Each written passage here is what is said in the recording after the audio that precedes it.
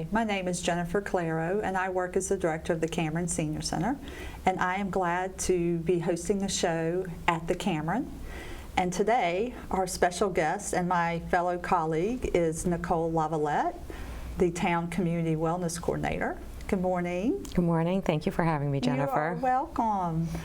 Nicole, can you tell us a little bit about your job as the Town Community Wellness Coordinator? Sure. So the position is newer to the town. It came about 3 years ago through the Town School and Safety Task Force. So my position is under the Town Manager's Office. I work with town departments, town residents around mental health, substance use, parenting supports, really to support residents and departments with resources, information, and different supports. Well, it kind of segues nicely into my first question, is because you're so involved in a lot of different departments in different ways, and you oversee lots of programs and events and services. And I know recently you have been you've been promoting a survey on the opioid settlement funds, trying to engage town residents on how they think these funds should be used. Can you speak to how we receive these funds? Sure. So a few years ago, Massachusetts participated in nationwide litigation against different pharmaceutical companies to support residents, states with the opioid funds. So there was an opioid crisis. Through that, the litigation occurred, and then states received different funding. So Massachusetts chose to take the funding and disperse 40% of the funding to municipalities. So Westford has been receiving funds for the past few years, and through that we look for feedback from residents with lived experience, those that have been touched by the opioid epidemic, substance use, looking at substance prevention, and how we really could utilize those funds in Westford's to best support residents. Well, that really makes a lot of sense to actually, learn from people that have walked the walk and have gone through the struggle of seeing someone or have personally gone through a struggle with different drug addiction. So can you tell us maybe some of the feedback that you have heard from the survey, that maybe how these funds might be helpful to residents?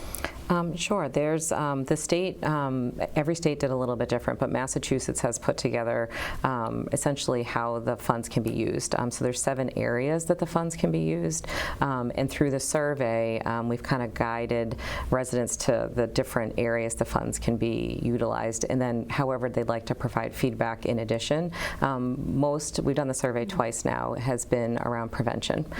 So prevention, whatever that might look like, education in the community, prevention in the schools, so for prevention, also direct support to residents that might be struggling with their addiction or in recovery, and gaining access to those supports.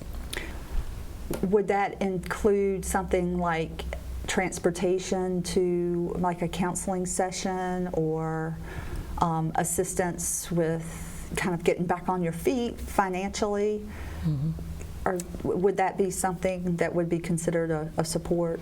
So there are a small portion of the funds that we've kind of dedicated so that if a resident needs direct support. So, as far as, if the town social worker, Allison Christopher, is working with a resident and needs extra support in the way of finding a job or gaining access to a job with transportation, or trying to get to recovery and doesn't have transportation, we could utilize some of the opioid settlement funds to support those residents. All right. And could those funds also be used to support family members of a person that's in recovery, to help the household, or if there was something that would be supportive to a child in the household? I think it's, those pieces are very individualized as far as what each resident that's going through those experiences and what their needs are. So the hope with the funds is to support them however best in the family unit so that that person can get the services that they need and to continue through their journey. So if it's a small stipend for childcare, unfortunately it can't be exhausted as far as years of childcare, but if it's a small portion to support that, so the person can go to job search or to begin a job, then that could be a piece that the funds could support. Okay. And is the best way to find out more about the use of funds, would that be to talk to the town social worker or to call your office or do both? Yes, so if you're already working with Allison and you're looking at a need for the use of the funds, directly connecting with Allison, and we have a small working group in town that kind of supports the best use of the funds. We can kind of have those conversations, or they can connect directly with me. We have a survey open right now. It's open till October 31st. So we're looking for community input, and if residents don't feel comfortable filling out the survey, they can directly call my office and we can discuss over the phone, or they can fill out the survey at the library or the town lobby or at the senior center, and handwritten, de-identified, no identifying information.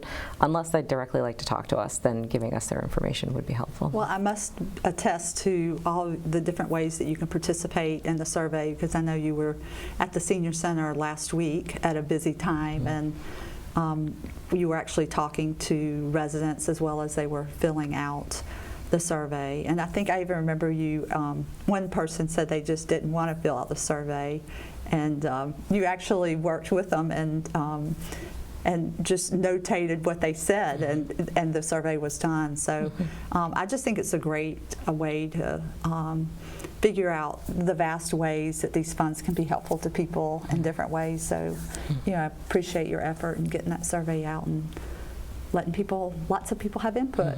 Yeah. That's great. Thank you.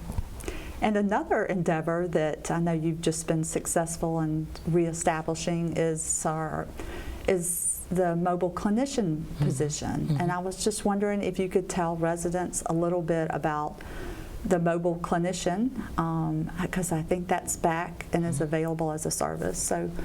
Yes, yes. So we had the service a few years ago, and then for different reasons, the service ended. Through the Greater Lowell Health Alliance grant, we were able to reestablish the mobile clinician services, which are free counseling services, about 8 to 10 sessions while people are awaiting for longer term services. The community, the town had really acknowledged that mental health services have long wait lists. It can depend on your insurance, your age, or what you're looking for. So this service is kind of a gap service, so as far as while you're waiting for longer term services, you can meet with the clinician for 8 to 10 sessions. You can connect with myself or Allison Christopher to talk about if you feel like this is an appropriate service. It might not be the best fit for everybody, so having the conversation can be helpful with myself or Allison. And then from there, we'll refer you directly to the counseling agency. They'll connect with you to set up a time to meet. The visits can be virtually or in person.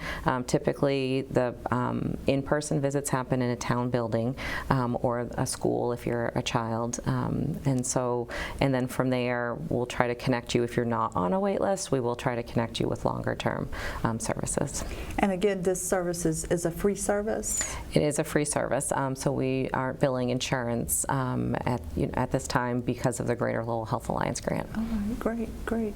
Well, and I think that's really being able to offer it both for residents of any age and also into the school system. That's a nice resource, and I think it's really neat how the schools will allow children to be seen during the day. So if they have to catch the bus home, that's not a hindrance to parents. So that's just, it's really nice that it can be adaptable and easy. So we appreciate your efforts in getting that back up and running. Thank you. And then maybe on a little bit of a lighter note, I know you have been working, I think also along with the Road and Bush and maybe the health department on a real kind of trick or treat Monster Mash experience coming up. Can you tell us a little bit about that? Sure. So Saturday, October 25th, so this Saturday, from 1 to 4 p.m. is collaboration with Road and Bush, so the town and Road and Bush, to offer Monster Mash on Main Street. So it goes from the Frost Building all the way to the Common and back. So it starts at 1 as far as around the Frost Building and Road and Bush, where there'll be a touch a truck event at Frost, which will have vehicles from DPW, the fire department, Westford Fire Department, and the Westford Police Department. In between the Frost Building and Road and Bush will be a story walk, which will be it's different pieces of a book that will be along the fence, and you can kind of go along with the story. There'll be food trucks, food vendors, different activities and events in the lawn and in front of Road and Bush. And then at 2 p.m. is when the parade starts. So the parade will go from the Road and Bush Center down the sidewalk, loop around the Common, and then stopping at Town Hall parking lot, which will have a trunk or treat, which will have trunks from different local businesses and residents, and the CARES team, I hope I'm getting that correct, which is various local police departments who have come together to develop this group. I believe there's about 10 or so. It's a newer organization, and so they'll actually take the whole back parking lot of the town hall for the trunk or treat. So kids will be able to do that piece, and then walk back to Road and Bush to have the rest of their fun at Road and Bush. That's a big event. I remember when it was first being talked about, and it has evolved quite nicely. To almost a full day of entertainment. And the weather looks great. Oh, that's good. Yeah, we've gotten a little spoiled with the weather, which is wonderful. Oh, that's neat. So, and you can just wear your little costume and bring your bag, maybe, for a little. Yes, they'll have available bags, or you can bring your own. So it's a trick-or-treating event in that nature, so they can, walk along, get some candy, stop at the trunk or treat, and then, go back to Road and Bush. So that's great. The food trucks, there is a cost associated with that, but the other aspects are free of charge. Oh, wow. Wow. Well, you're offering a broad spectrum of wonderful services in town, and I know you were just at the Cameron Senior Center just before we came, holding a meditation class, which you continue to do, and I know people really enjoy it. And I know some of our staff would love to be able to partake in that, but unfortunately, that can't happen. But I also appreciate the opportunities that you and others have been providing for employees to kind of focus on just de-stressing and mental health and taking care of yourself. So I think you've touched a lot of people in a lot of positive ways. And is there anything else that we might not know about that might be coming up? We offer a parent support group. So for parents of children really of any age that may be struggling with their mental health, it's a safe space we start with a meditation, we do a DBT skill, and then have an opportunity for parents to share, and then also resource connection. So if parents have questions, hopefully we can connect them with the right support. But it's just a safe, confidential space for parents to come to connect about the different challenges they may be experiencing with their children's mental health. And when you say DBT, I know that's a counseling, a theoretical process, but could you just, for people that maybe aren't aware of what that acronym stands for? It's dialectical behavior therapy. So I co-facilitate the group with Rachel O'Toole, who is a counselor at True North Therapy, and so she facilitates that aspect of the group. All right. Oh, that's great. That's wonderful. I remember going through school, and that's not an easy time. So any type of support is always very beneficial. So that's a very nice thing that you all do. Can you just show up, or do you have to call? You can just show up. Yes, Okay. yeah. It's for some reason, if something occurs like the weather needs to be canceled, we'll put a note on the building or whatnot, and then on the town website as well. But there's no registration. All right. Well, great. Thank you. You're welcome. Well, we do have some other special occasions coming up at the Cameron Senior Center. We do have the Veterans Lunch that will be held this year at Paul's Diner, and that is on Wednesday, December 12th at noon. This will be a modified menu that will be offered for veterans and their spouses. So, and it is a free meal in appreciation for the service that our veterans and our families have given for many of our wonderful freedoms. So, if you're interested, we'll begin registration on November the 3rd, not only for the Veterans Luncheon, but also for all of our programs at the Cameron Senior Center. So that's a real important date to know for those that enjoy participating in our various programs.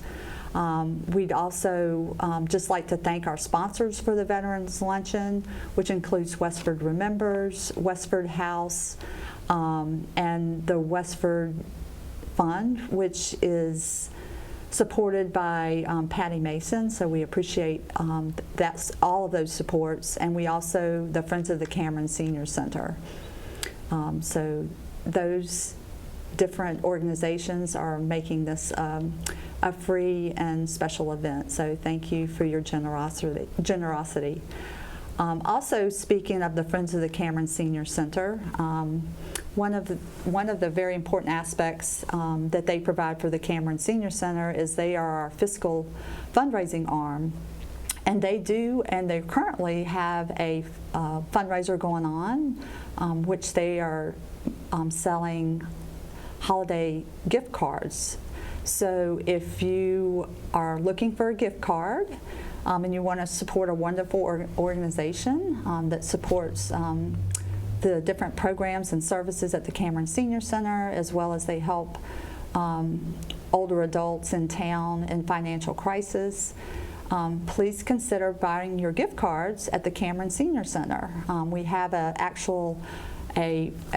form that's in the lobby, and it goes over all the different gift cards that are available from Target to different restaurants, and it's just a great fundraiser for the Cameron, and your participation would be greatly appreciated.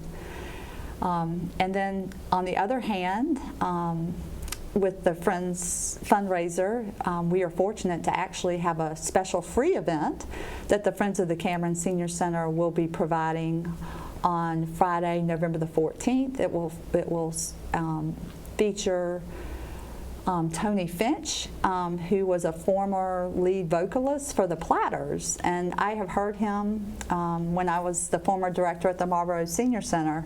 I haven't heard him for about 10 years, so I'm really excited to hear him after 10 years. He is a wonderful performer and very engaging, and again, I know this will be it will probably fill up quickly, and you can register for that program again on November the 3rd when program registration begins.